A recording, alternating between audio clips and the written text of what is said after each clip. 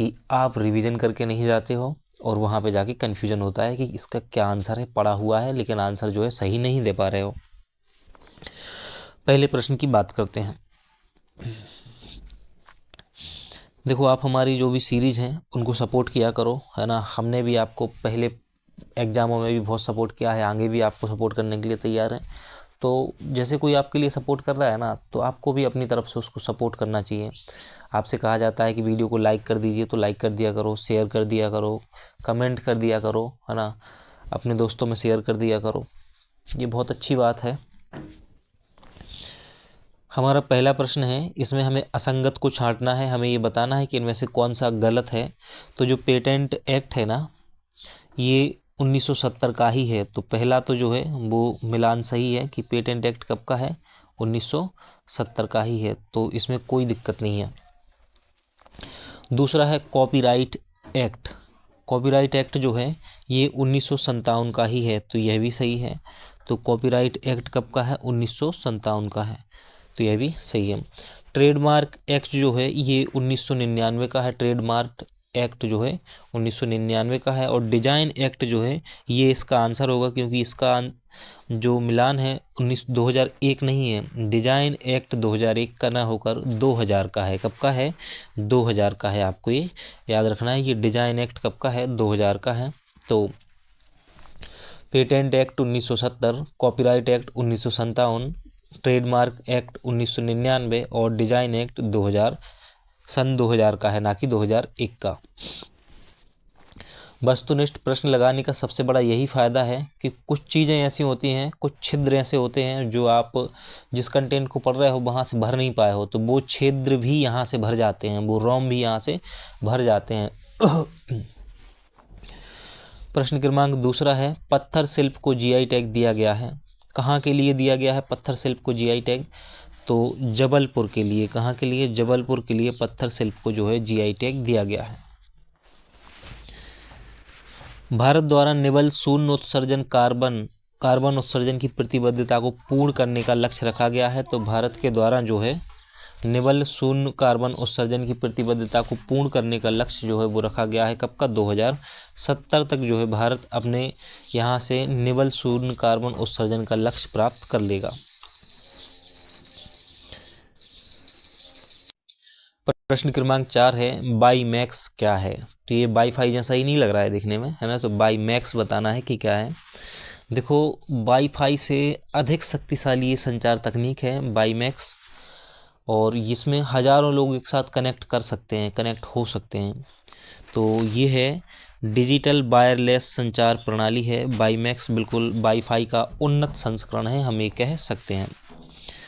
प्रश्न क्रमांक 5 है कि भारतीय मूर्तिकला शैलियों से संबंधित निम्नलिखित कथनों में से कौन सा गलत है। ये बताना है कि इनमें से कौन सा जो है गलत है। तो हमें देखना है कि इनमें से कौन सा गलत है। तो पहला है, गांधार कला की प्रारंभिक बौद्ध मूर्तियों में बुद्ध का मुख ग्रीक देवता अपोलो के समान था है, तथा मूर्तियों का परिवेश रोमन टोगा जैसा है। तो यह बिल्कुल सही है ना, लेकिन हमें क्या बताना है, गलत बताना है। दूसरा है, मथुरा कला शैली विशुद्ध रूप से भारतीय कला है, तथा इस शैली की मूर्तियों में आध्यात्मिकता एवं भावुकता की प्रधानता है। तो यह भी कथन जो है बिल्कुल सही है। तो दोनों कथन सही हैं। हमें बताना था गलत कथन, तो गलत कथन इनमें से कोई सा भी नहीं है। तो देखते हैं, तो इसका सही आंसर हो जाएगा option number D. Asian development bank ने भारत की विकास दर 2023-24 में बताई है। तो एशियन डेवलपमेंट बैंक के अनुसार भारत की विकास दर 2023-24 में 6.7% रहने वाली है। कितनी, 6.7% रहने वाली है। एक जिला एक उत्पाद योजना के तहत ड्यूरम गेहूं और शुगर फ्री आलू को इंगित किया गया है। कहाँ के लिए, तो जो एक जिला एक उत्पाद योजना है, इसके तहत ड्यूरम गेहूं और शुगर फ्री आलू को इंगित किया गया है। कहाँ के लिए, तो इसका सही आंसर हो जाएगा इंदौर के लिए। कहाँ के लिए, इंदौर के लिए। बहिनी योजना किस राज्य से संबंधित है, ये बताना है कि जो बहिनी योजना है किस राज्य से संबंधित है। देखो, ये जो योजना है छात्राओं को लाभान्वित करने के लिए शुरू की गई है। किसको, छात्राओं को। और ये जो है सिक्किम की योजना है। कहाँ की, सिक्किम सरकार की ये योजना है बहिनी योजना। घड़ियाल पर्व कहाँ मनाया जाता है। पूछा जा रहा है कि घड़ल्या पर्व कहाँ मनाया जाता है। तो घड़ल्या पर्व जो है मालवा में मनाया जाता है। और इसमें क्या होता है कि लड़कियों द्वारा एक लड़की के सिर पर छिद्रयुक्त घड़ा रखा जाता है जिसमें दीप जल रहा होता है। मालवा अंचल में ये प्रसिद्ध है, इसी को बोला जाता है घड़ल्या पर्व। तो क्या होता है कि जो लड़कियां होती हैं ना, वो घड़े, तो घड़ल्या उसी से बना है, घड़ा से शब्द है ना, तो उसमें घड़े में छिद्र करके उसमें दीपक रखती हैं जो जल रहा होता है। कुछ होगी ऐसी प्रथा। जब कोई प्रकाश किरण कांच की झिल्ली में प्रवेश करती है तो इसकी केवल आवृत्ति बदलती है। पहला ऑप्शन है केवल आवृत्ति बदलती है, आवृत्ति और वेग बदलते हैं, आवृत्ति नहीं बदलती है, और आवृत्ति और तरंग दैर्घ्य बदलती है। क्या है इसका सही आंसर? तो इसका सही आंसर है ऑप्शन नंबर सी, आवृत्ति नहीं बदलती है। जब भी कोई प्रकाश की किरण कांच की झिल्ली में प्रवेश करती है तो उसकी आवृत्ति नहीं बदलती है। निपम पहल का संबंध है, निपम पहल का संबंध किससे है, हमें ये बताना है। तो निपम पहल जो है इसका संबंध है बौद्धिक संपदा अधिकार से। किससे है? बौद्धिक संपदा अधिकार से निपम पहल का जो है संबंध है। निपम का फुल फॉर्म होता है national intellectual property awareness mission. याद रखना है आपको, निपम का full form national intellectual property awareness mission. यह बौद्धिक संपदा अधिकारों से संबंधित एक मिशन है। इसके माध्यम से छात्रों को बौद्धिक संपदा जागरूकता और बुनियादी प्रशिक्षण उपलब्ध कराया जाता है। तो जो निपम है बौद्धिक संपदा अधिकार से संबंध रखता है। G20 सम्मेलन 2023 का विषय है, हमें ये बताना है कि G20 सम्मेलन जो 2023 का है इसका विषय क्या है। तो इसका विषय है वसुधैव कुटुंबकम। क्या है? वसुधैव कुटुंबकम जो है इसका विषय है। इसका आयोजन नई दिल्ली में किया गया है। हाल ही में किस क्षेत्र में गेको की नई प्रजाति की खोज की गई है? ये बताना है कि किस क्षेत्र में। तो पश्चिमी घाट में गेको की जो है नई प्रजाति की खोज की गई है। कहाँ पर? पश्चिमी घाट में। क्वेश्चन नंबर 14 है, राज्यसभा की शक्तियों के संदर्भ में निम्नलिखित कथनों में से कौन सा से सही है, ये बताना है। तो देखते हैं। उपराष्ट्रपति को हटाने का प्रस्ताव केवल इसी सदन में लाया जाता है। तो हमें ये बताना था कि राज्यसभा की शक्तियों के संदर्भ में तो उपराष्ट्रपति को हटाने का प्रस्ताव जो है वो सिर्फ राज्यसभा में नहीं, संसद के दोनों सदनों में लाया जाता है, लेकिन पहले राज्यसभा में लाया जाता है। तो उपराष्ट्रपति को हटाने का जो प्रस्ताव है लाया तो दोनों सदनों में जाता है, दोनों सदनों में लाना अनिवार्य है, लेकिन पहले कहाँ पारित किया जाएगा? राज्यसभा में लाया जाएगा पहले। दूसरा है, इस प्रकार से हमारा पहला कथन तो जो है गलत हो गया है ना। तो इसके अनुसार फिर ऑप्शन को एलिमिनेट करते हैं। तो पहला और तीसरा ऑप्शन तो एलिमिनेट हो गए, अब बचे हैं दो ऑप्शन। देखते हैं। यह संसद को राज्य सूची के विषय पर कानून बनाने का अधिकार दे सकती है। तो बिल्कुल दूसरा ऑप्शन जो है वो सही है। तो इस हिसाब से हमारा आंसर हो जाएगा option number B. Question number 15 है, अंतर्राष्ट्रीय हॉकी महासंघ का मुख्यालय कहाँ पर है? अंतर्राष्ट्रीय हॉकी महासंघ का मुख्यालय कहाँ पर है, आपको ये बताना है। तो अंतर्राष्ट्रीय हॉकी महासंघ जो है ना, इसका मुख्यालय है लुसाने, स्विट्जरलैंड में। कहाँ पर है? लुसाने, स्विट्जरलैंड में अंतर्राष्ट्रीय हॉकी महासंघ का मुख्यालय है।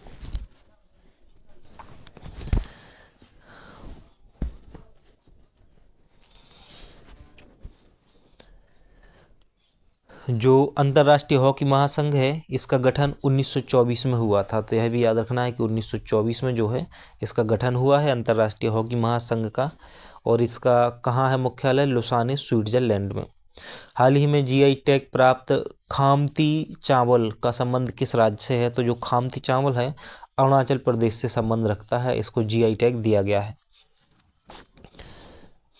देश का पहला फाइबर सुरक्षा देश का पहला साइबर सुरक्षा केंद्र कहाँ बनाया गया है? तो देश का पहला साइबर सुरक्षा केंद्र जो है चंडीगढ़ में बनाया गया है। कहाँ पर? चंडीगढ़ में।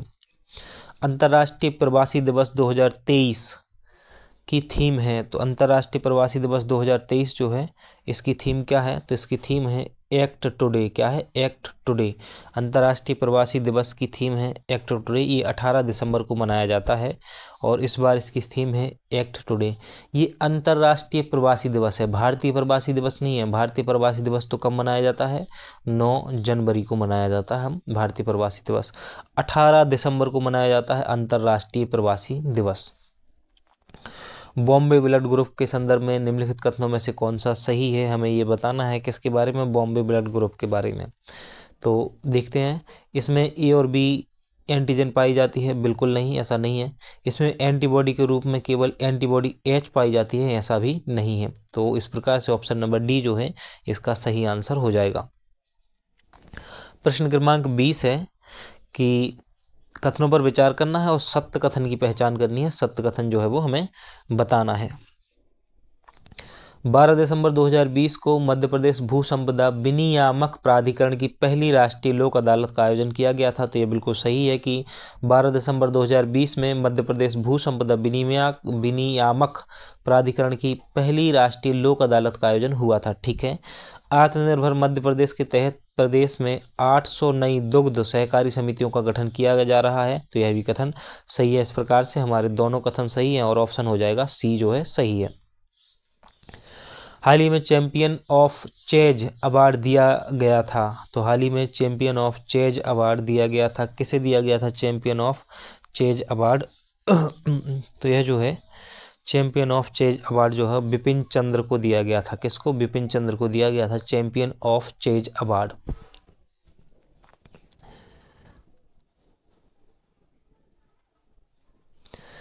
प्रश्न क्रमांक 22 है जलवायु परिवर्तन प्रदर्शन सूचकांक 2023 में भारत का स्थान था। तो 2023 का है ये, 2024 का आ गया हो तो करंट अफेयर से देख लेना एक बार कि 2023-24 का क्या है। जलवायु परिवर्तन प्रदर्शन सूचकांक 2023 में भारत का स्थान था। तो भारत का स्थान था 7वां। कौन सा? 7वां स्थान था जलवायु परिवर्तन प्रदर्शन सूचकांक में। निम्नलिखित में से कौन सी हरित गृह गैस नहीं है? ये बताना है कि इनमें से कौन सी हरित गृह गैस नहीं है। तो नाइट्रोजन जो है वह हरित गृह गैस नहीं है। तो ग्रीन हाउस गैस कौन सी नहीं है? नाइट्रोजन नहीं है। जबकि कार्बन डाइऑक्साइड, नाइट्रस ऑक्साइड और जलवाष्प जो है ये ग्रीन हाउस गैसें हैं। नाइट्रोजन इसमें शामिल नहीं है। मीथेन, ओजोन, CFC भी हरित गृह गैसें होती हैं, है ना? यह भी आपको याद रखना है। चक्रधर फेलोशिप किसके लिए दी जाती है? तो चक्रधर फेलोशिप जो है लोक कला के लिए दी जाती है। ये लोक कला के क्षेत्र में दी जाती है चक्रधर फेलोशिप। बेलाजियो घोषणा पत्र का संबंध किससे है? तो जो बेलाजियो घोषणा पत्र है ग्रीन हाउस गैसों के उत्सर्जन से संबंध रखता है। यह आपको याद रखना है कि बेलाजियो घोषणा पत्र का संबंध ग्रीन हाउस गैसों के उत्सर्जन से है। क्वेश्चन नंबर 26 है इनमें से किस होलकर शासक को मध्य भारत का नेपोलियन कहा जाता है? तो हमें बताना है कि होलकर शासक की बात की जा रही है जिसे मध्य भारत का नेपोलियन कहा जाता था। तो यशवंतराव होलकर को जो है मध्य भारत का नेपोलियन कहा जाता था। किसको? यशवंतराव होलकर को। देखो यशवंतराव होलकर को इतिहासकारों ने मध्य भारत का नेपोलियन कहा है। क्या कहा है? मध्य भारत का नेपोलियन कहा है।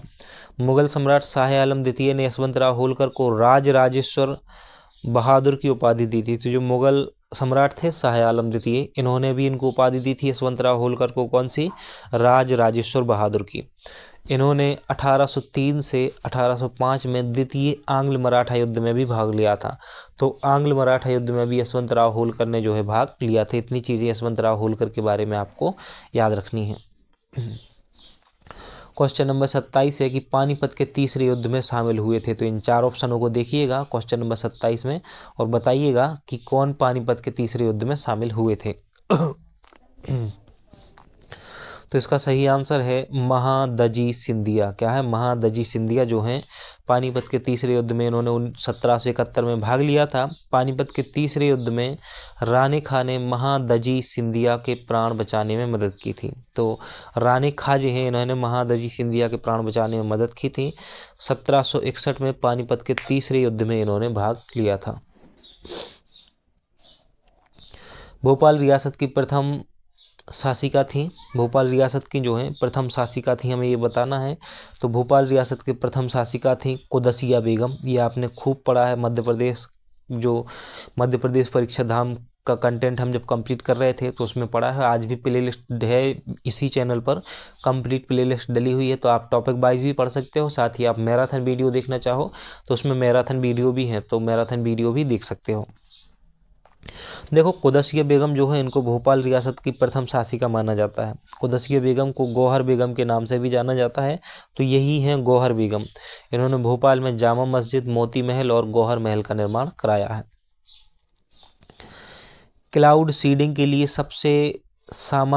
प्रयुक्त सबसे सामान्य रसायन है, तो क्लाउड सीडिंग के लिए प्रयुक्त सबसे सामान्य रसायन बताना है हमें। तो देखते हैं कौन कौन सा है, इसके बारे में सत्य का चयन करना है। तो क्लाउड सीडिंग के लिए सिल्वर आयोडाइड बिल्कुल है, पोटेशियम आयोडाइड यह भी है, ठोस कार्बन डाइऑक्साइड यह भी है। तो इन तीनों का ही प्रयोग होता है क्लाउड सीडिंग के लिए, सिल्वर आयोडाइड, पोटेशियम आयोडाइड, ठोस कार्बन डाइऑक्साइड। इस प्रकार से ऑप्शन नंबर बी जो है सही आंसर होगा। अस्तोमा सदगम निम्नलिखित में से किससे लिया गया है? अस्तोमा सदगम जो है, अस्तोमा सदगमय किससे लिया गया है? अस्तोमा सदगमय जो है ये लिया गया है बृहदरायण उपनिषद शुक्ल यजुर्वेद से। तो इसका ऑप्शन नंबर डी जो है सही आंसर होगा। स्वतंत्रता आंदोलन के दौरान भारत में अंग्रेजी राज्य नामक पुस्तक के लेखक थे। तो स्वतंत्रता आंदोलन के दौरान जो है भारत में अंग्रेजी राज्य के लेखक थे पंडित, माफ कीजिए ये आंसर नहीं है,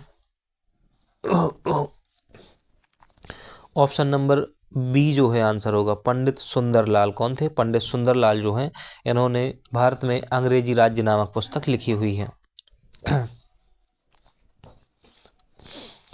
क्वेश्चन नंबर 32 है, मध्य प्रदेश में चावल आंदोलन कब हुआ था? तो मध्य प्रदेश में चावल आंदोलन जो है 28 फरवरी 1947 को हुआ था। 28 फरवरी 1947 को मध्य प्रदेश में चावल आंदोलन हुआ। जबरन चावल उगाही के विरुद्ध जन आंदोलन में पुलिस द्वारा रीवा जिले के बदवार ग्राम में 28 फरवरी 1947 को गोलियां चलाई गईं, जिसमें त्रिभुवन तिवारी और भैरव प्रसाद तिवारी शहीद हो गए और इसने चावल आंदोलन का रूप ले लिया। तो क्या हो रहा था? जबरन चावल उगाही हो रही थी, पुलिस ने गोलीबारी कर दी है ना, और त्रिभुवन तिवारी और भैरव प्रसाद तिवारी जो है वो मारे गए, और फिर इसने एक जो है जन आंदोलन का रूप ले लिया था। क्वेश्चन नंबर 33 है, दौलतराव सिंधिया के बारे में गलत कथन है, ये बताना है। तो दौलतराव सिंधिया ने उज्जैन से अपनी राजधानी ग्वालियर स्थानांतरित की थी, बिल्कुल सही है। दौलतराव सिंधिया ने उज्जैन से अपनी राजधानी को ग्वालियर स्थानांतरित किया था, तो ये तो सही है। तो हमें गलत कथन बताना है, तो ये तो आंसर होगा नहीं। कवि पद्माकर को इन्होंने अपने दरबार में जगह दी थी, तो यह भी सही है। दौलतराव सिंधिया ने कवि पद्माकर को अपने दरबार में जगह दी थी। इन्होंने ग्वालियर में मोती महल का निर्माण कराया था, तो दौलतराव सिंधिया ने ही ग्वालियर में मोती महल का निर्माण कराया था। इन्होंने पानीपत के तीसरे युद्ध में भाग लिया था, तो ये कथन जो है गलत हो जाएगा। इन्होंने पानीपत के तीसरे युद्ध में भाग नहीं लिया था। महादजी सिंधिया सबसे प्रतापी शासक थे, जिन्होंने 1761 में तीसरे युद्ध में, पानीपत के तीसरे युद्ध में जो है भाग लिया था। किसने? महादजी सिंधिया ने, ना कि दौलतराव सिंधिया ने। लाइनेक्स किस प्रकार का सॉफ्टवेयर है? तो लाइनेक्स जो है ये ओपन सोर्स सॉफ्टवेयर है। कैसा है? ओपन सोर्स सॉफ्टवेयर है। लाइनेक्स जो है एक ऐसे सॉफ्टवेयर जो सोर्स कोड के साथ उपलब्ध होता है। लाइनेक्स ऐसा सॉफ्टवेयर है। कैसा? ओपन सोर्स सॉफ्टवेयर है। निम्नलिखित यात्रियों के भारत आने का सही क्रम कौन सा है? हमें ये बताना है कि कौन सा है इनका सही क्रम। तो सबसे पहले जो है फाहियान आया था। कौन? फाहियान जो है सबसे पहले आया था 399 ईसा में। कब? 399 ईसा में आया था। फिर उसके बाद आया कॉस्मोस। कौन आया? दूसरे नंबर पर आया कॉस्मोस, और इसका जो समय है 520 से 530 ईसा पूर्व है। फिर आता है हैनसांग, और हैनसांग का समय है 627 ईसा में। कब? 627 ईसा में हैनसांग जो है वो भारत आया था। और 672 ईसा में इत सिंह आया था, 672 ईसा में। तो पहले नंबर पर होगा फाहियान, पहले नंबर पर जो है फाहियान होगा, फिर आएगा कोसमोस, फिर हेनसांग और फिर इत सिंह। ये सही क्रम है, बिल्कुल ऑप्शन नंबर ये। अमझेरा का युद्ध 1731 में किन के मध्य लड़ा गया था? तो अमझेरा का जो युद्ध है ये मुगल और मराठा के बीच लड़ा गया था। इस प्रकार से आंसर नंबर सी जो है सही आंसर होगा, मुगल और मराठा के बीच। ये जो अमझेरा का युद्ध था 1731 में मुगल सूबेदार व मराठा के बीच हुआ, जिसमें मराठे की विजय हुई थी और उन्होंने मालवा पर अधिकार भी कर लिया था।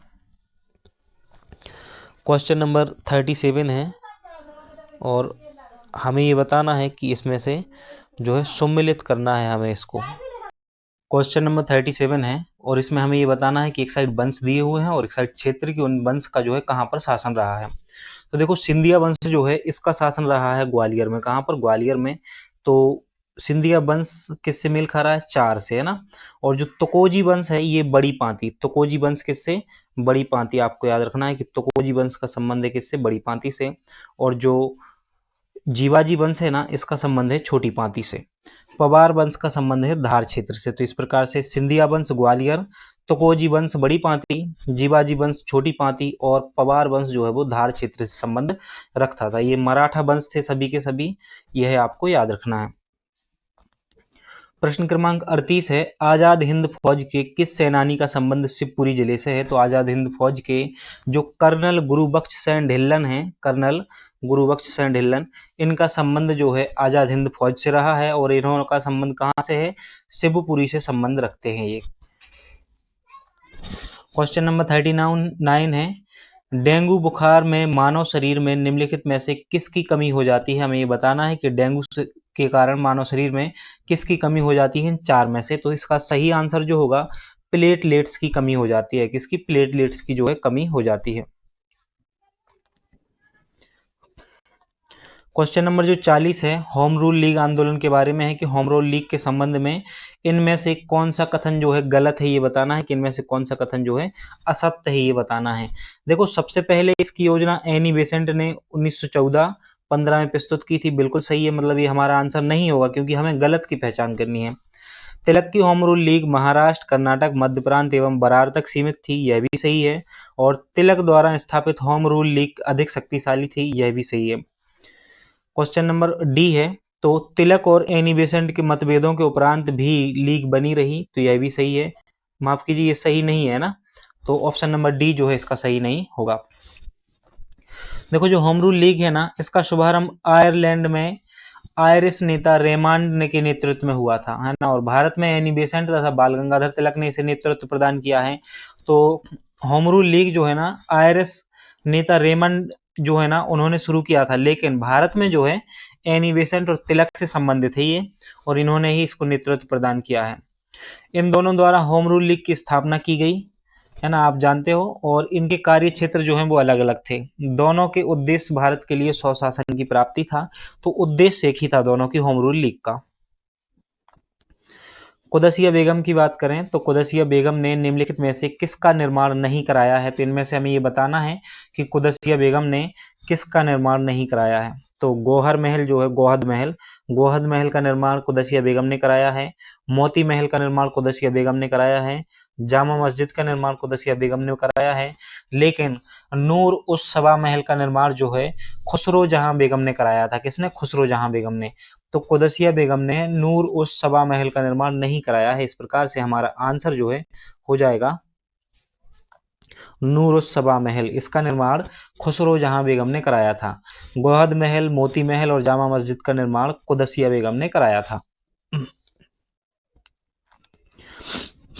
क्वेश्चन नंबर 42 है कि गुरु कथन पर विचार करना है और सत्य कथन की पहचान करनी है।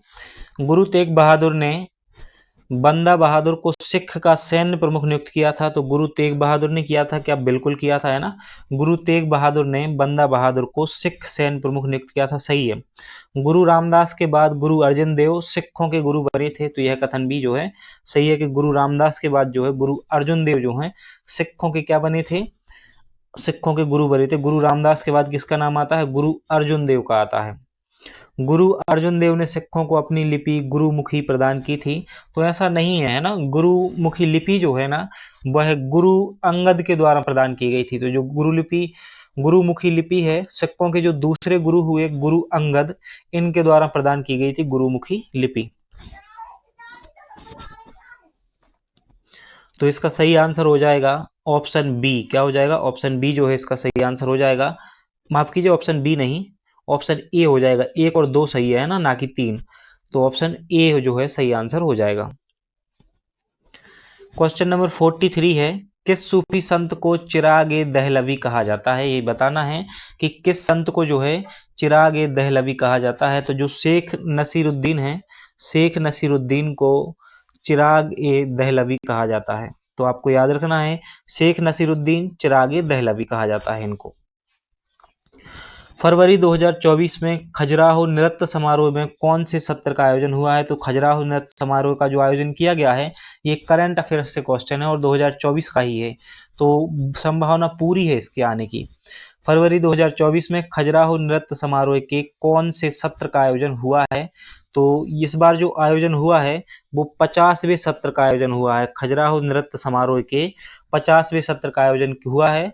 कब हुआ था? 20 से 26 फरवरी 2024 में हुआ था। और शुरुआत कब हुई थी? तो खजुराहो नृत्य समारोह जो है ना, इसकी शुरुआत 1975 में हुई थी। कब हुई थी? 1975 में इसकी शुरुआत हुई थी। भारतीय शास्त्रीय नृत्य शैली पर केंद्रित यह देश का शीर्षस्थ उत्सव है। तो नृत्य शैली पर आधारित है खजुराहो नृत्य समारोह। 2024 में कौन से क्रम का हुआ है? 50वें क्रम का हुआ है। कब से शुरुआत हुई? 1975 में इसकी शुरुआत हुई थी। क्वेश्चन नंबर 45 है कि राष्ट्रीय मानवाधिकार जो आयोग है, सदस्य अपने पद से किस प्रकार हट सकते हैं? हमें ये बताना है कि जो राष्ट्रीय मानवाधिकार आयोग है, इसके सदस्य अपने पद से किस प्रकार हट सकते हैं। तो लिखित सूचना के द्वारा त्यागपत्र दे सकते हैं, बिल्कुल दे सकते हैं, तो पहला तो होना ही चाहिए। साबित कदाचार या असमर्थता के आधार पर भी इन्हें हटाया जा सकता है। महाभियोग के द्वारा तो बिल्कुल नहीं, महाभियोग जैसी कोई प्रक्रिया की बात नहीं की गई है, तो ऐसा बिल्कुल भी नहीं है। ऑप्शन नंबर 4 है कि न्यायालय द्वारा किसी मामले में दोषी घोषित पाए जाने पर या करने पर। हाँ, तो न्यायालय द्वारा अगर दोषी पाए जाते हैं किसी अपराध में या किसी चीज में, तो बिल्कुल इनको पद पर रहने का कोई अधिकार नहीं है। राष्ट्रीय मानवाधिकार आयोग में इनको हटाया जाएगा। इस प्रकार से हमारा पहला, दूसरा और चौथा सही है। और किस ऑप्शन में है ये? तो ये है आपके डी ऑप्शन में। इस प्रकार से डी ऑप्शन जो है सही आंसर होगा। निम्नलिखित में से किसे वुड स्पिरिट के नाम से भी जाना जाता है? तो इनमें से किसे जो है वुड स्पिरिट के नाम से जाना जाता है? तो मैथिल एल्कोहल को वुड स्पिरिट के नाम से जाना जाता है। किसको? मैथिल एल्कोहल को वुड स्पिरिट के नाम से जाना जाता है। क्वेश्चन नंबर 47 है, युद्ध का प्रारंभ मनुष्यों के मस्तिष्क से होता है? किस ग्रंथ में उल्लेखित है कि युद्ध का प्रारंभ जो है मनुष्य के मस्तिष्क से होता है? किस ग्रंथ में उल्लेखित है? तो ये अथर्ववेद में हो। कहाँ पर? अथर्ववेद में है। तो युद्ध का प्रारंभ जो है मनुष्य के मस्तिष्क से होता है। किस ग्रंथ में है? अथर्ववेद में है। पंचतंत्र की कथाएं क्या हैं? पंचतंत्र की जो कथाएं हैं वो क्या हैं? तो 4 ऑप्शन दिए गए हैं। व्यंग्यात्मक कथाएं हैं, व्याकरण पर टीका है, तंत्र का प्रबंधन है या चित्रकला का प्रबंधन है। तो इसका सही आंसर हो जाएगा व्यंग्यात्मक कथाएं हैं। जो पंचतंत्र की कथाएं हैं, इनको लिखा है किसने? विष्णु शर्मा ने लिखा है। विष्णु शर्मा ने पंचतंत्र दर्शन को लिखा है और ये जो है दर्शन शास्त्र का एक अनुपम उदाहरण है। इसमें जो है व्यंग्यात्मक कथाएं आपको देखने को मिलेंगी। इसका जो अरबी अनुवाद है ना, कलीला व दमना, ये आपको याद रखना है कि पंचतंत्र की जो कथाएं हैं इनका अरबी अनुवाद क्या है? कलीला व दमना। क्वेश्चन नंबर 49 है कि छत्रसाल की समाधि कहाँ स्थित है? ये क्वेश्चन बहुत महत्वपूर्ण है, बन सकता है ना, अभी तक तो नहीं आया लेकिन बन सकता है। छत्रसाल की समाधि कहाँ पर है? तो धुबेला में है छत्रसाल की समाधि। हम थोड़ा फास्ट चल रहे हैं क्योंकि हमें 100 क्वेश्चन जल्दी से कंप्लीट करने हैं। चैत्र उत्सव नृत्य मध्य प्रदेश में किस जनजाति में होता है? तो चैत्र उत्सव नृत्य जो है मध्य प्रदेश में किस जनजाति में होता है? गौंड जनजाति में होता है। चैत्र उत्सव नृत्य मध्य प्रदेश की किस जनजाति में होता है? गौंड जनजाति में होता है। विज्ञानेश्वर की विख्यात पुस्तक मिताक्षरा किससे संबंधित है? तो विज्ञानेश्वर की जो पुस्तक है मिताक्षरा, ये किससे संबंधित है? तो हिंदू विधि शास्त्र पर आधारित है मिताक्षरा। किस पर? हिंदू विधि शास्त्र पर आधारित है मिताक्षरा। इसमें हिंदू विधि शास्त्र से संबंधित वर्णन किया गया है। इसमें उत्तराधिकार का सिद्धांत जो है प्रस्तुत किया गया है। किसमें? विज्ञानेश्वर की जो मिताक्षरा पुस्तक है उसमें आपको देखने को मिलेगा कि उत्तराधिकार का सिद्धांत दिया गया है। दुनिया का पहला 3D प्रिंटेड मंदिर कहाँ पर है, ये पूछा जा रहा है। तो दुनिया का पहला जो 3D प्रिंटेड मंदिर है ये आपको तेलंगाना में देखने को मिलेगा। कहाँ पर? तेलंगाना में देखने को मिलेगा। क्वेश्चन नंबर 53 है, निम्नलिखित में से किस हड़प्पाई स्थल से ताम्र रथ प्राप्त हुआ है? तो किस हड़प्पाई स्थल से ताम्र रथ प्राप्त हुआ है?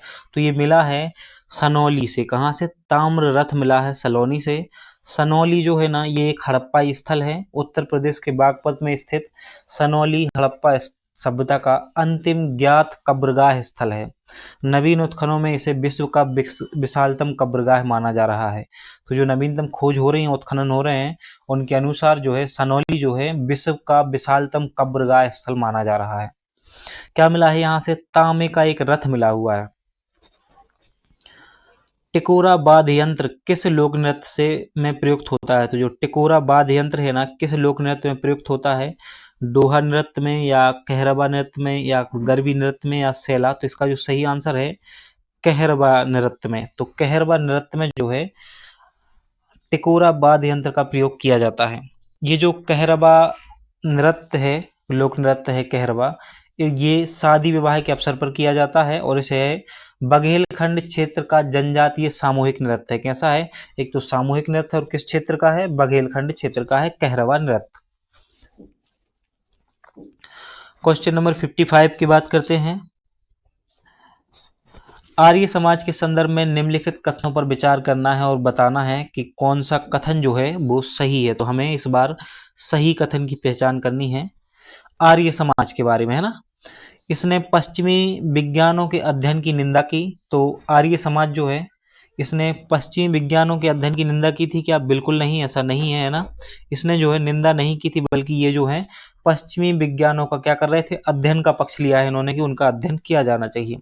दूसरा कथन है यह पुराणों की शिक्षाओं पर आधारित था। तो ऐसा भी नहीं है, यह पुराणों की शिक्षाओं पर आधारित नहीं था। पुराणों की सहायता से हिंदू धर्म को विकृत कर दिया गया, ऐसा मानना था दयानंद सरस्वती का, इसलिए यह पुराणों की शिक्षाओं पर आधारित नहीं था। अर्थात दोनों कथन जो कैसे हैं? असत्य हैं। इस प्रकार से ना तो ऑप्शन ए है, ना सी है, ना बी है, डी ऑप्शन जो है सही आंसर होगा। स्टैचू ऑफ नॉलेज कहाँ स्थित है? स्टैचू ऑफ नॉलेज की बात की जा रही है। देखो स्टैचू ऑफ नॉलेज की बात हो रही है तो निश्चित रूप से डॉक्टर भीमराव अम्बेडकर की प्रतिमा की बात की जा रही होगी, है ना। अब हमें ये देखना है कि कहाँ जो मूर्ति लगी हुई उनको उसको स्टैचू ऑफ नॉलेज कहा जाता है। तो महाराष्ट्र के लातूर में। कहाँ पर? महाराष्ट्र का जो लातूर है वहां पर इनकी जो मूर्ति लगी हुई है ना उसको स्टैचू ऑफ नॉलेज कहा गया है। कितने फुट ऊंची है? तो ये 70 फीट ऊंची है स्टैचू ऑफ नॉलेज, जो कि डॉक्टर भीमराव अंबेडकर से संबंध रखती है। क्वेश्चन नंबर 57 है, मध्य प्रदेश में Indian institute of forest management की स्थापना कब की गई है? तो पूछा जा रहा है कि मध्य प्रदेश में Indian institute of forest management की स्थापना जो है कब की गई है? तो इसका सही आंसर है 1982। कब? 1982 में मध्य प्रदेश में Indian institute of forest management की स्थापना हुई और इसका जो मुख्यालय है आपको भोपाल में मिलेगा। कहाँ पर है? भोपाल में है। तो जब भी पूछा जाए कि Indian institute of forest management Madhya Pradesh का मुख्यालय कहाँ है? तो भोपाल।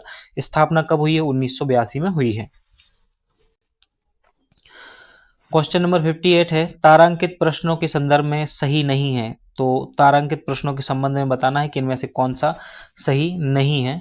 तो उत्तर मौखिक दिए जाते हैं तारांकित प्रश्नों में, तो बिल्कुल दिए जाते हैं, तो सही है। हमें गलत बताना है कि ये सही नहीं है ना। उत्तर लिखित दिए जाते हैं तो सीधा सा बात है, या तो उत्तर मौखिक दिए जाएंगे या लिखित। जब मौखिक दिए जाते हैं तो लिखित तो नहीं दिए जाएंगे, है ना। इस प्रकार से दूसरा ऑप्शन सही नहीं है। तो एक हो गया है ना, दूसरा और पहचान करनी है। अभी पूरक प्रश्न पूछे जा सकते हैं, तो बिल्कुल पूछे जा सकते हैं, इसलिए तीसरा भी ऑप्शन हमारा आंसर नहीं होगा, क्योंकि हमें कैसा बताना है? सही नहीं है बताना है, मतलब गलत। पूरक प्रश्न नहीं पूछे जाते हैं तो ऑप्शन नंबर 4 जो है बिल्कुल। तो इसका सही आंसर हो जाएगा 2 और 4। कोनेन के अतिरिक्त निम्न में से कौन एक औषधि मलेरिया के उपचार में प्रयोग की जाती है? तो इससे क्या पता चलता है इस प्रश्न से कि कोनेन का उपयोग तो मलेरिया के उपचार में किया ही जाता है। कोई एक और औषधि हमें इसमें पता करनी है कि कौन सी है।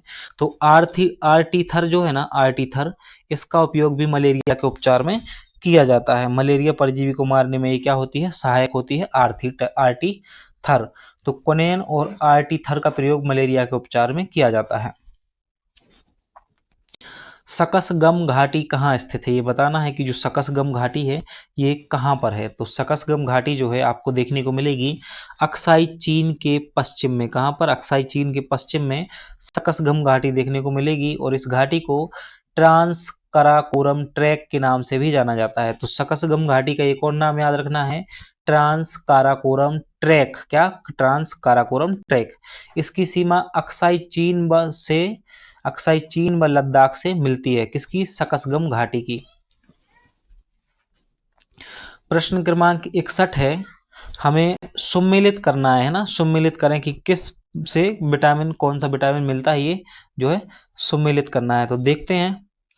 देखो विटामिन डी जो है, विटामिन डी कहाँ से प्राप्त होगा आपको? तो विटामिन डी के लिए आपको कौंड यकृत तेल है ना, कौंड यकृत तेल से आपको विटामिन डी मिलेगा। सूर्य के प्रकाश से ही विटामिन डी की प्राप्ति होती है ना। तो कौंड यकृत तेल किसके लिए है? विटामिन डी के लिए है।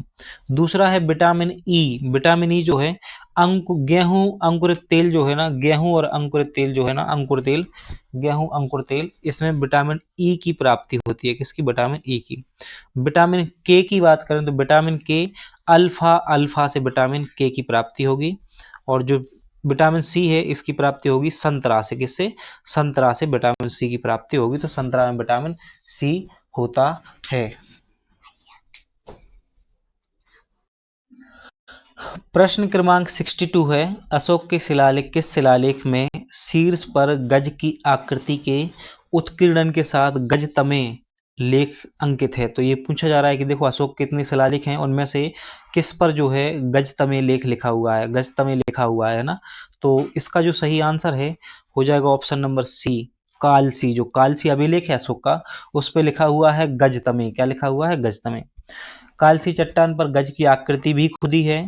ब्राह्मी लिपि में गजतमे भी लिखा हुआ है और दोनों गज उत्कीर्ण मूर्ति कला का जो है सुंदर उदाहरण है। यह भी आपको याद रखना है।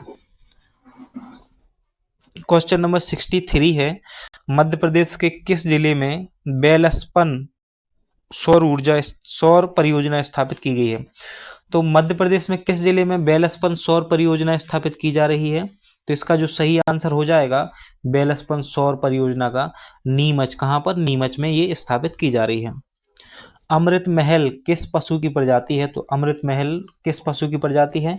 अमृत महल जो है गाय की प्रजाति है। अमृत महल किसकी प्रजाति है? तो गाय की प्रजाति है अमृत महल। तो अमृत महल प्रजाति की कोई गाय होती है ना। क्वेश्चन नंबर 65 है, सलामी साइबर अटैक क्या है? ये बताना है कि सलामी साइबर अटैक जो है क्या है। दो कथन दिए हुए और सत्य कथन की पहचान करनी है। देखते हैं। ऑनलाइन माध्यम से किसी व्यक्ति को परेशान करने के लिए लगातार ईमेल या मैसेज भेजना, तो ये तो नहीं है ना। दूसरा है अनेक बैंक खातों से बहुत कम राशि के रूप में पैसों चुराने, ये बिल्कुल सही है। तो यही है सलामी साइबर अटैक। तो ऑप्शन नंबर सी जो है सही आंसर होगा। प्रश्न क्रमांक 66 है, निम्नलिखित वैदिक देवताओं में से किसे पुरोहित माना जाता है? तो इनमें से कौन से वैदिक देवता को पुरोहित माना जाता है? तो बृहस्पति को पुरोहित माना जाता है। क्या माना जाता है? बृहस्पति जो है इनको पुरोहित माना जाता है। अब बस इन प्रश्नों को लगाते रहिए है ना, और एक आध बार रिवीजन कर लेना एग्जाम से पहले। निश्चित रूप से आप ये मत सोचिए कि याद नहीं हो रहे या हो रहे हैं, आपको जरूर याद होंगे। इससे समझ बनेगी कि एमपीपीएससी में किस प्रकार के प्रश्न आते हैं, किस लेवल के प्रश्न आते हैं, कैसे प्रश्न आते हैं, कैसे कैसे प्रश्न पूछे जा सकते हैं। सिर्फ कंटेंट अकेले पढ़ लेने से काम नहीं चलता है ना। तो अगर आप वस्तुनिष्ठ प्रश्नों को, बहुत सारे वस्तुनिष्ठ प्रश्नों को अपनी आंखों के सामने से गुजार के जाते हो, उनको हल करके जाते हो ना, तो निश्चित रूप से उसका प्रॉफिट आपको वहां पर देखने को मिलेगा। क्वेश्चन नंबर 67 है, मड़ई पर्व का संबंध किस देवता से है? मड़ई पर्व जो है इसका संबंध किस देवता से है? तो मड़ई पर्व का संबंध है बड़ा देव से। किससे? बड़ा देव से है मड़ई पर्व का संबंध। मड़ई पर्व संबंध रखता है बड़ा देव से। किससे? बड़ा देव से। ये बार बार बोलो आप अपने मन में तो याद हो जाएगा। क्वेश्चन नंबर 68 है, संवैधानिक रूप से गठित राष्ट्रीय पिछड़ा वर्ग आयोग के प्रथम अध्यक्ष कौन थे? तो संवैधानिक रूप से गठित मतलब ये पूछा जा रहा है कि राष्ट्रीय पिछड़ा वर्ग आयोग जो है ना, इसके प्रथम अध्यक्ष कौन थे? संवैधानिक रूप से जब इसका गठन कर दिया गया था तो इसके जो प्रथम अध्यक्ष थे भगवान लाल साहनी। कौन थे? भगवान लाल साहनी। देखो ऑप्शन नंबर डी है भगवान लाल साहनी। और संवैधानिक रूप से पिछड़ा वर्ग आयोग जो है ना, इसका गठन 2013 में, कब? 2013 में 102वें संविधान संशोधन एक्ट के तहत हुआ है। कौन सा संविधान संशोधन? 102वां संविधान संशोधन एक्ट।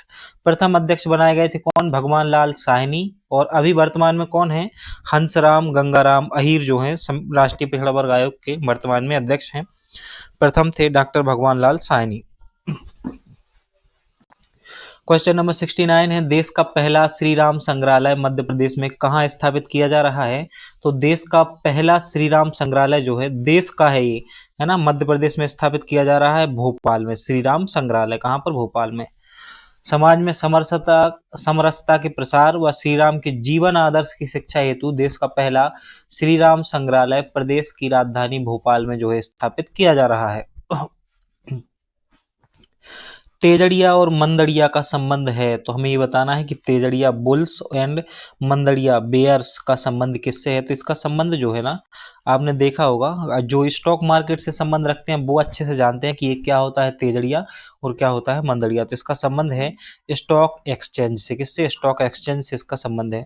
देखो तेजड़िया वो होते हैं ना जो मार्केट को ऊपर उठाते हैं, और बियर्स यानी कि मंदड़िया वो होते हैं जो मार्केट को नीचे गिराते हैं। तो तेजड़िया और मंदड़िया का संबंध किससे है? स्टॉक एक्सचेंज से है। किसके शासनकाल में सबसे अधिक मंगोल आक्रमण हुए हैं? तो इनमें से किसके शासनकाल में सबसे अधिक मंगोल आक्रमण हुए हैं? अलाउद्दीन खिलजी के समय पर जो है सबसे अधिक मंगोल आक्रमण हुए हैं। कितनी बार? 6 बार आक्रमण हुए। मंगोल आक्रमण कितनी बार हुए? 6 बार।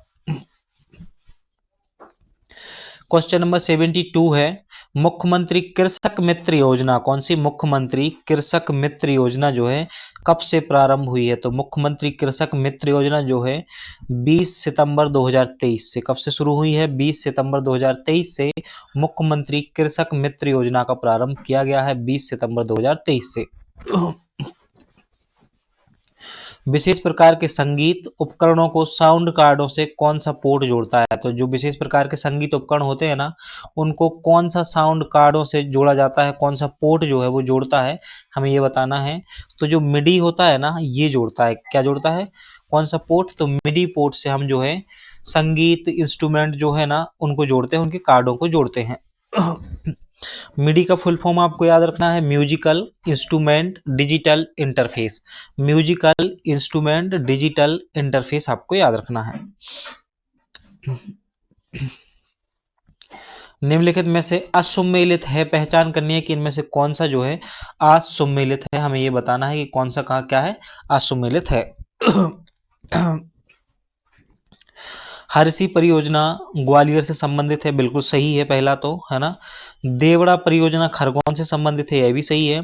नलसेसा परियोजना जो है बालाघाट में है, यह भी सही है ना। चमलेश्वर परियोजना जो है यह मुरैना में नहीं है। चमलेश्वर परियोजना कहाँ? मुरैना में नहीं है। तो चमलेश्वर परियोजना जो है मुरैना में नहीं है, बल्कि कहाँ पर है? ये नीमच में है। तो चमलेश्वर परियोजना नीमच में है। और किस नदी पर है? रूपा नदी पर है, रूपा नदी पर। तो हर्षी परियोजना ग्वालियर में है, नलसेसा परियोजना बालाघाट में है, देवड़ा परियोजना खरगोन में है, और चमलेश्वर परियोजना कहाँ पर है? नीमच में है। आपको याद रखना है। क्वेश्चन नंबर 75 है, और असत्य कथन का पहचान करनी है, गलत कथन देखना है, इनमें से कौन सा कथन जो है गलत है। माफ कीजिए। ऑप्शन नंबर ए है, काली मृदा का निर्माण बेसाल्ट चट्टानों के अपरदन से हुआ है। तो बिल्कुल सही है ये तो, है ना, लेकिन हमें गलत कथन की चयन करना है, तो ये आंसर नहीं होगा। काली मृदा को रेगुर मृदा के नाम से भी जाना जाता है, तो यह भी कथन काली मृदा के बारे में सही है, तो इसको रेगुर मृदा के नाम से भी जाना जाता है। काली मृदा का विस्तार मालवा, निमाड़, बुंदेलखंड क्षेत्र तक फैला हुआ है। तो काली मृदा का जो विस्तार है उसमें मालवा और निमाड़ तो आता है, लेकिन बुंदेलखंड जो है इसमें शामिल नहीं है। बुंदेलखंड में काली मृदा देखने को बहुत कम मिलती है। काली मृदा की प्रमुख फसल कपास है, तो ऑप्शन नंबर डी भी सही होगा। लेकिन हमें असत्य कथन की पहचान करनी थी, गलत कथन की, इसलिए हमारा जो है ऑप्शन नंबर सी सही आंसर होगा। काली मृदा का विस्तार कहां पर है? मालवा निमाड़ में। मध्य प्रदेश के भूभाग के 47% पर यह काली मृदा देखने को मिलेगी।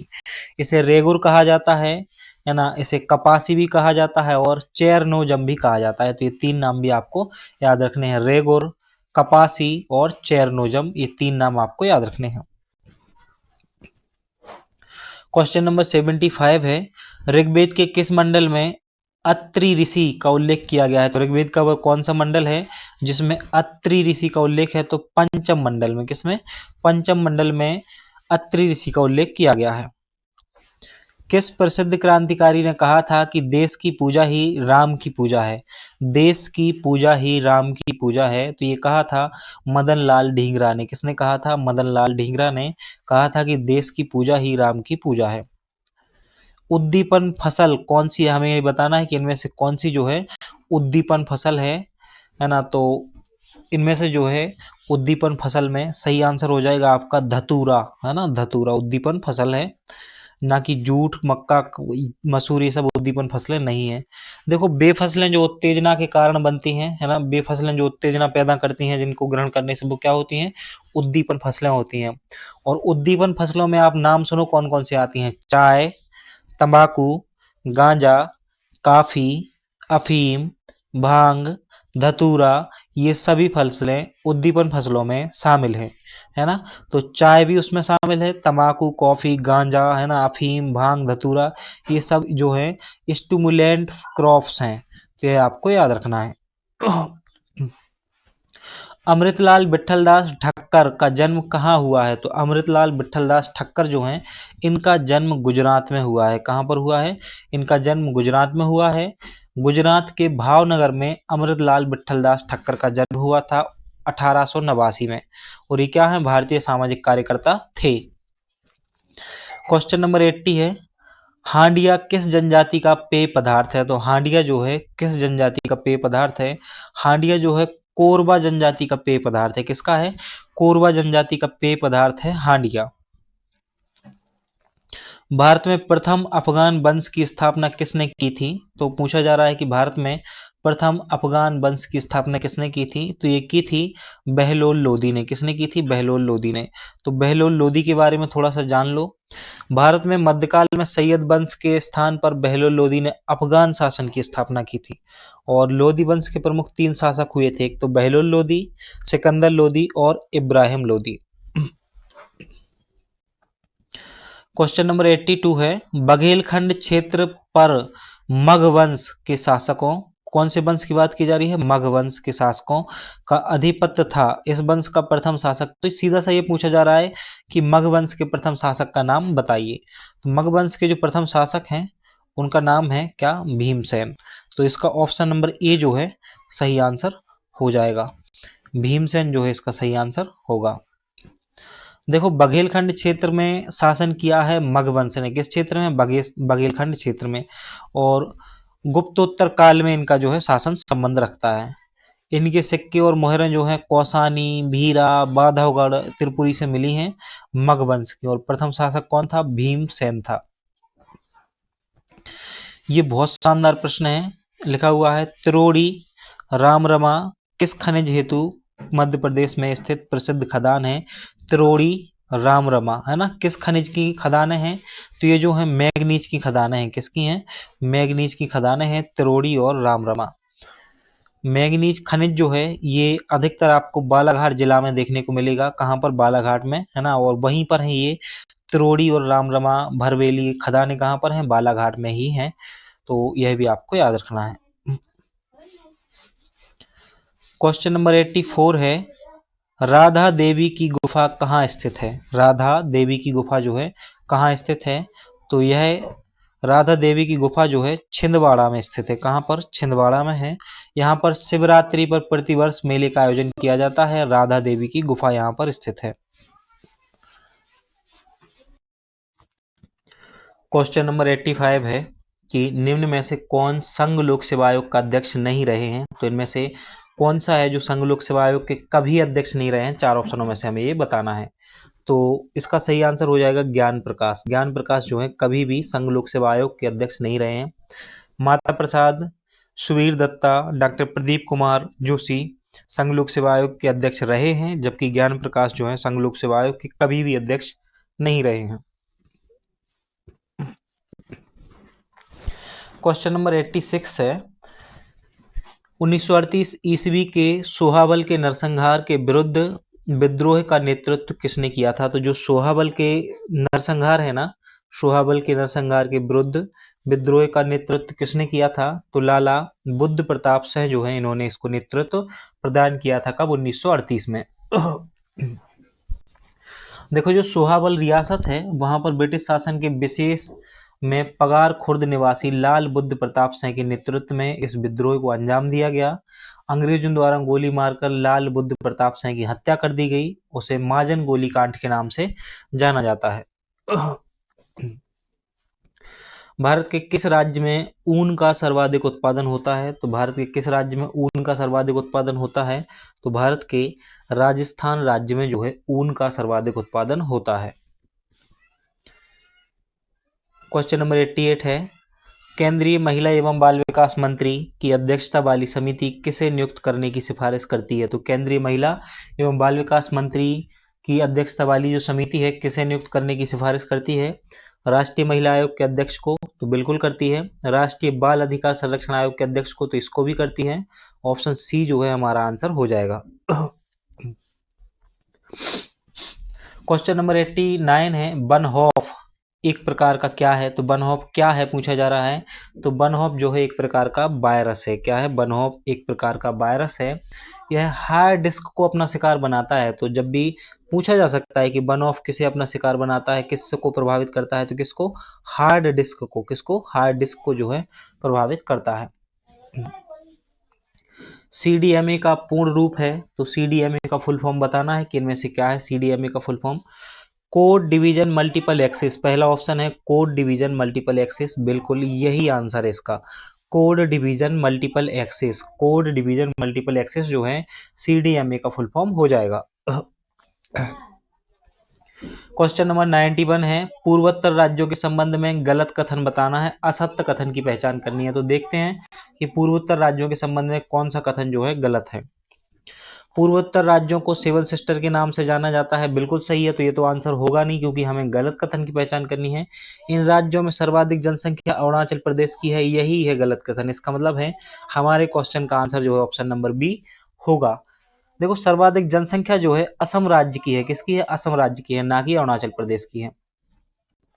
सेवन सिस्टर शब्द को ज्योति प्रसाद सायका द्वारा गढ़ा गया था। तो ज्योति प्रसाद सायका के द्वारा ही सेवन सिस्टर शब्द को गढ़ा गया था, ये सही है। सेवन सिस्टर में सबसे छोटा राज्य त्रिपुरा है। तो यह कथन भी सही है कि सेवन सिस्टर में सबसे छोटा राज्य जो है वो त्रिपुरा है। क्वेश्चन नंबर 92 है सल्तनत काल में महालेखाकार को क्या कहा जाता था। तो सल्तनत काल में महालेखाकार को क्या कहा जाता था। सल्तनत काल में जो लेखा जोखा रखता था व्यय का उसे महालेखाकार कहा जाता था, लेकिन उसका नाम क्या था? मुशरिफ ए मुमालिक। मुशरिफ ए मुमालिक के नाम से उसे जाना जाता था। मुशरिफ ए मुमालिक। भारत में बॉक्साइट का सर्वाधिक उत्पादन किस राज्य द्वारा किया जाता है। तो भारत में बॉक्साइट का जो उत्पादन है सबसे ज्यादा किस राज्य में किया जाता है ये बताना था। तो बॉक्साइट आपको सबसे ज्यादा उड़ीसा में मिलेगा। कितना? 51% के आसपास जो है देखने को मिलेगा। इसके बाद जो दूसरा स्थान आता है वो आंध्र प्रदेश का है। तीसरे स्थान पर बॉक्साइट के उत्पादन में गुजरात है। बॉक्साइट जो है एल्यूमिनियम का एक आयसक होता है। किसका? एल्यूमिनियम का आयसक होता है बॉक्साइट।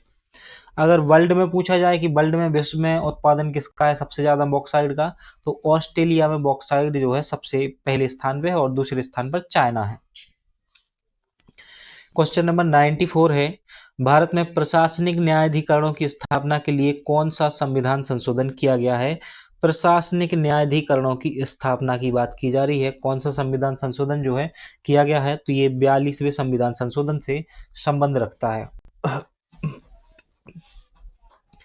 प्रधानमंत्री मुद्रा योजना की शुरुआत कब की गई थी, तो पूछा जा रहा है कि प्रधानमंत्री मुद्रा योजना जो है कब शुरू हुई थी, तो इसका सही आंसर है 2015। अप्रैल 2015 में प्रधानमंत्री मुद्रा योजना की शुरुआत हुई। इसका जो उद्देश्य है सूक्ष्म लघु उद्योगों के वित्त पोषण पर अपना ध्यान केंद्रित करना एवं युवाओं, शिक्षित और प्रशिक्षित उद्यमियों को मदद देकर उन्हें मुख्य धारा में लाना जो है इसका उद्देश्य था। प्रारंभ कब हुई है प्रधानमंत्री मुद्रा योजना, 2015 में अप्रैल माह में प्रारंभ की गई थी। क्वेश्चन नंबर 96 है, मध्य प्रदेश में डोलोमाइट कहाँ पाया जाता है, तो ये बताना है कि डोलोमाइट कहाँ पाया जाता है। जबलपुर में बिल्कुल, बालाघाट में बिल्कुल, छिंदवाड़ा में बिल्कुल। इसका सही आंसर होगा ऑप्शन नंबर डी जो है इसका सही आंसर होगा। आप लोग अक्सर देखते होंगे कि जब मैं सही जो राइट का टिक है वो लगाता हूँ तो वो कुछ इस प्रकार से होता है, इस प्रकार से, है ना, जबकि जो राइट का टिक है वो ऐसे होता है, ऐसे, है ना, ये सही होता है। इसकी वजह ये है कि मेरा जो लेफ्ट हैंड है वो चलता है, तो उसकी वजह से मैं ऐसा करता हूँ, है ना। तो इसको आपको ये नहीं, अन्यथा नहीं लेना है कि ये आप इस तरफ को ऐसे पलट के क्यों लगा रहे हो, है ना, राइट का चिन्ह तो ऐसे होता है ना, इसको ऐसे लगाना चाहिए, ऐसा कुछ नहीं है ज़्यादा। आप तो ये समझो कि हमें परीक्षा में क्या करना है, वहां जाके गोले भरने हैं, है ना, किस प्रकार से भरने हैं इसके बारे में भी चर्चा करेंगे कभी। तो मैं लेफ्ट हैंडर हूँ भाई, इसलिए ऐसा होता है ना। तो डोलोमाइट कहाँ मिलेगा मध्य प्रदेश में, जबलपुर, बालाघाट और छिंदवाड़ा, इन सभी जगह पर। इसके लिए ऑप्शन नंबर डी जो है सही आंसर हो जाएगा। ऑप्शन नंबर 97 है, जेनेटिक कोड की विशेषता है, इनमें से जेनेटिक कोड की विशेषता कौन सी है ये बताना है। तो यह प्राय सार्वत्रिक यूनिवर्सल होता है, बिल्कुल होता है ना, यूनिवर्सल होता है जेनेटिक कोड। यह 3 न्यूक्लियोटाइड क्षारकों का बना होता है, तो यह भी सही है कि यह 3 न्यूक्लियोटाइड क्षारकों का बना होता है। इसमें एक प्रारंभन और एक समापन होता है, इसमें एक प्रारंभन होता है और एक समापन होता है, तो यह भी जो है सही है। इसलिए ऑप्शन नंबर डी जो है इसका सही आंसर होगा। त्वचा की बाहरी सतह पर कौन सा ऊतक पाया जाता है, तो त्वचा की बाहरी सतह पर जो है कौन सा ऊतक पाया जाता है, त्वचा की बाहरी सतह पर उपकला ऊतक पाया जाता है। कौन सा उपकला ऊतक पाया जाता है, देखिए जो त्वचा की जंतु की जो बाहरी, भीतरी या स्वतंत्र जगहों पर पाया जाता है क्या, उपकला ऊतक। फेफड़े हो गए, त्वचा की बाहरी सतह हो गई, वृक्क हो गया, यकृत तथा जनन ग्रंथियां हो गई, इनके भीतरी सतह पर भी पाया जाता है क्या, उपकला ऊतक, है ना, और त्वचा के बाहरी सतह पर पाया जाता है। अर्जुन पुरस्कार के तहत कितनी राशि प्रदान की जाती है, अर्जुन पुरस्कार के तहत कितनी राशि प्रदान की जाती है, तो अर्जुन पुरस्कार के तहत 15 लाख रुपए की राशि जो है प्रदान की जाती है। अर्जुन पुरस्कार के तहत 15 लाख रुपए की राशि प्रदान की जाती है। और अर्जुन पुरस्कार जो है इसका प्रारंभ 1991 में किया गया था। कब किया गया था, 1900, माफ कीजिए 1991 नहीं, 1961 में किया गया था, सॉरी 1961 में किया गया था, 1961 में किया गया था।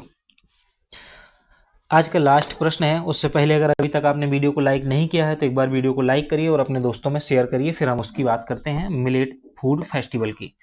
देखो मिलेट फूड फेस्टिवल का आयोजन जो है ये जिला मंडला में किया गया था। कहाँ पर, जिला मंडला में। कब, जनवरी 2023 में।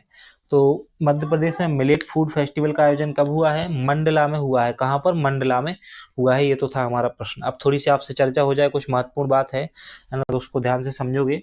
देखो 16 फरवरी को प्रीलिम्स एग्जाम होने वाला है। प्रीलिम्स एग्जाम की बड़े अच्छे से तैयारी कीजिएगा। प्रीलिम्स में ही कंपटीशन रहता है, मुख्य परीक्षा में बहुत सारा कंपटीशन जो है कम हो जाता है। बहुत से बच्चे ऐसे जाते हैं। अगर आपको अच्छा लिखना आता है ना तो निश्चित रूप से आपका मेंस होगा, है ना। सिलेबस बहुत टफ है नहीं मेंस का, बहुत आसान सा सिलेबस है। सब कुछ डिफाइन करके रखा है, जो भी डिफाइन करके रखा है उसी को चीज़ों को पढ़िए, उसके अलावा कुछ पढ़ना नहीं है। उसको पढ़ के जाइए, एग्जाम लिखिए और फिर इंटरव्यू, और फिर क्या, आप एसडीएम, डिप्टी कलेक्टर। तो डिप्टी कलेक्टर बनना है ना तो आज मेहनत करनी पड़ेगी। ऐसा नहीं होता है कि ये सब बातें अच्छी लगती हैं, मेहनत करना बात अलग ही होती है। तो इसलिए तो कहते हैं कि वीडियो को पूरा देखा करो, लेकिन वो चीज़ आपको समझ में कहाँ आती है। ठीक है, जो भी है, मिलते हैं फिर नेक्स्ट वीडियो में। तब तक के लिए जय हिंद।